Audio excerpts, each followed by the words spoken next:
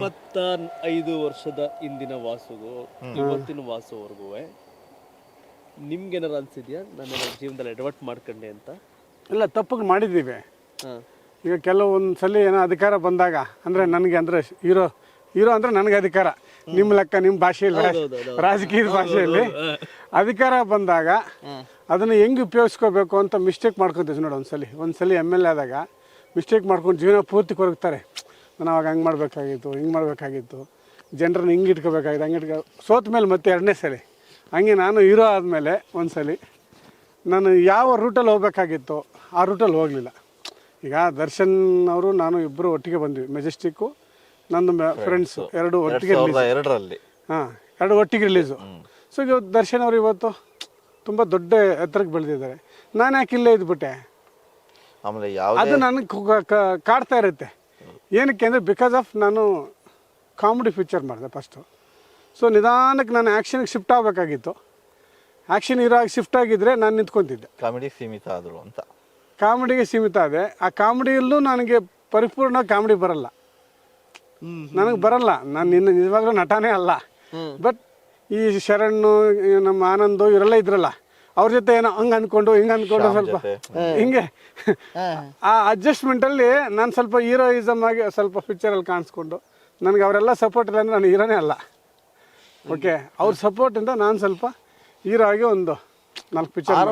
ಈ ಇಂಡಸ್ಟ್ರಿ ಎಷ್ಟು ವರ್ಷದಿಂದ ಸರ್? ನಾನು 1992 ಬಂದಿದ್ದು. ನಾನು 92 ಗಾಂಧಿನಗರದಲ್ಲಿ ನಾನು, ಅದು ಚರಿತ್ರೆ ಬೇರೆ ಇದೆ ಪೂರ್ತಿ ಹೇಳ್ಬೇಕು ನೀವು.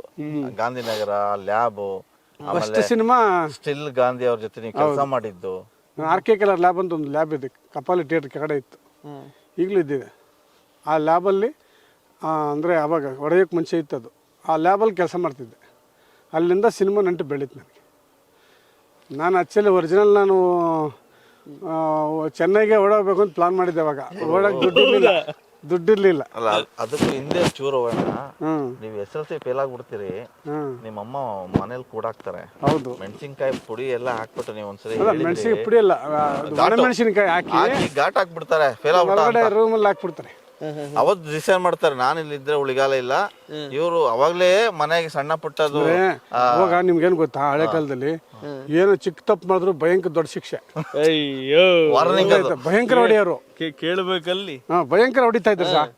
ಸೊ ಹೇಳದ್ನಲ್ಲ ನಿಮ್ದು ಹಿಂಗೆ, ನಮ್ದು ಅದೇ ಕತೆ. ಅದೇ ಹೊಡೆಯೋದಂದ್ರೆ ಮಾಮೂಲಿ ಹೊಡಿತಿರ್ಲಿಲ್ಲ ಸರ್. ನಮ್ಮ ತಾಯಿಯವರು ಎಲ್ಲ ನಾವು ಸಿಕ್ತಿರ್ಲಿಲ್ಲ. ಏನು ಜಂಪಿಂಗ್ ಯಾಕಂದ್ರೆ ಅವ್ರ ದೊಡ್ಡವ್ರ ಹತ್ರ, ಅದಕ್ಕೆ ಹಿಂಗೆ ಕಲ್ಲಲ್ಲಿ ಇಟ್ಕೊಂಡಿರೋ ಅಲ್ಲೆಲ್ಲಿ ಚಿಕ್ಕ ಚಿಕ್ಕದು ಈ ಥರ ಎಂಟೆಗಳು ಅಲ್ಲಿ ಇಟ್ಕೊಂಡು ನಾನು ತಪ್ಪು ಮಾಡ್ದು. ಅಲ್ಲಿ ಸಿಗುತ್ತೆ, ಅಲ್ಲೆಲ್ಲಿ ಇಟ್ಕೊಂಡು ಹಿಂಗೆ ಹಾಕೋದು ಕರೆಕ್ಟಾಗಿ ಸೊಂಟಕ್ಕೆ. ಎಷ್ಟೋ ಸಲ ನನಗೆ ಇಲ್ಲೆಲ್ಲ ತೂತು ಬಿದ್ದೈತಿ. ಅಷ್ಟು ತೀಟ್ಲೆ ನಾವು, ಭಯಂಕರ ತೀಟೆ. ಅಲ್ಲಿಂದ ಓಡೋಗ್ತಾರೆ ಅಂದ್ರೆ ಅವಾಗಲೇ ಹುಚ್ಚಿತ್ತು ಇವ್ರಿಗೆ. ತೆಲುಗು ಸಿನಿಮಾಗಳು ನೋಡೋರಿಗೆ ಇನ್ಫ್ಲೂಯೆನ್ಸ್ ಜಾಸ್ತಿ ತೆಲುಗು ಇವರಿಗೆ. ಇಲ್ಲ ಸರ್, ಕನ್ನಡ ಇಲ್ಲ ಸರ್. ಚಿಂತಾಮಣಿ ಕನ್ನಡನ ಹಾಕಿರ್ಲಿಲ್ಲ. ಚಿರಂಜೀವಿ, ಬಾಲಣ್ಣ ಎಲ್ಲ ಬರೀ ಅವ್ರದ್ದೇ.